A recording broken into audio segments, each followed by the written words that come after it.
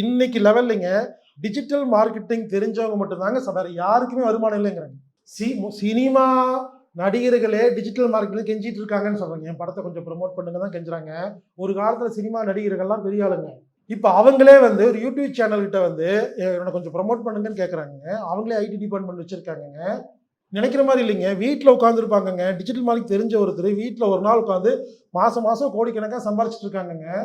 வேற எந்த ஒரு டெக்னிக்கும் தெரியாது. எனவே டிஜிட்டல் மார்க்கெட்டிங் மட்டும் உங்களுக்கு தெரிஞ்சிருச்சுன்னா போதும், வேறு எதை வேணாலும் சேல்ஸ் பண்ணலாங்க.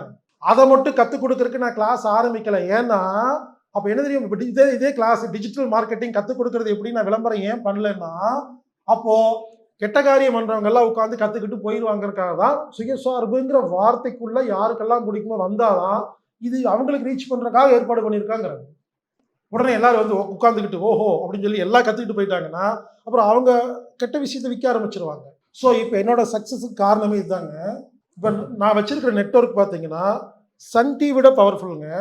நான் சும்மா சொல்லிங்க, அதில் ஒரு விஷயத்தை போய் ரீச் பண்ணுறதை விட என்னால் ரீச் பண்ண முடியுங்கிறாங்க உலக லெவலில். ஸோ நினைக்கிற மாதிரி வெறும் யூடியூப் சேனல் கிடையாதுங்க. நீங்களாம் தப்பாக புரிஞ்சிருக்கீங்க. நான் ஒரு யூடியூப் வச்சுருக்கேன். யூடியூப் வச்சிருக்கிறது வேற, டிஜிட்டல் மார்க்கெட்டிங் வேற. ஃபேஸ்புக் வச்சிருக்கிறது வேற, டிஜிட்டல் மார்க்கெட்டிங் வேற. நீங்கள் யூடியூப் சேனல் வச்சாலாம் யாரும் பார்க்க மாட்டாங்க. ஃபேஸ்புக் ஆரம்பித்தா யாரும் பார்க்க மாட்டாங்க. அது எப்படி கொண்டு போகிறதுங்கிறது தனி டெக்னிக்ங்கிறாங்க, ஒரு தனி வேலைங்கிறாங்க. ஐடி டிபார்ட்மெண்ட் சொல்லுவாங்க. இது இப்போ ரீசெண்டாக எல்லா நடிகர்களும் எல்லா அரசியல்வாதிகளும் ஐடி டிபார்ட்மெண்ட் வச்சுருக்காங்க. புரியுற மாதிரி சொல்கிறேங்க. நீங்கள் ஷார்ட்ஸ் ஓப்பன் பண்ணுறீங்க இல்லையா, யூடியூப்பில் சும்மா ஷார்ட்ஸ் சும்மா பொழுது போகலை அப்படின்னு பார்க்குறீங்க இல்லையா வெட்டியா. அப்போ அதை ஸ்க்ரோல் பண்ண ஒரு குறிப்பிட்ட நடிகர் மட்டும் திரும்ப வருவார். ஒரு குறிப்பிட்ட அரசியல்வாதி வருவார். அந்த மாதிரி வருதா இல்லையா?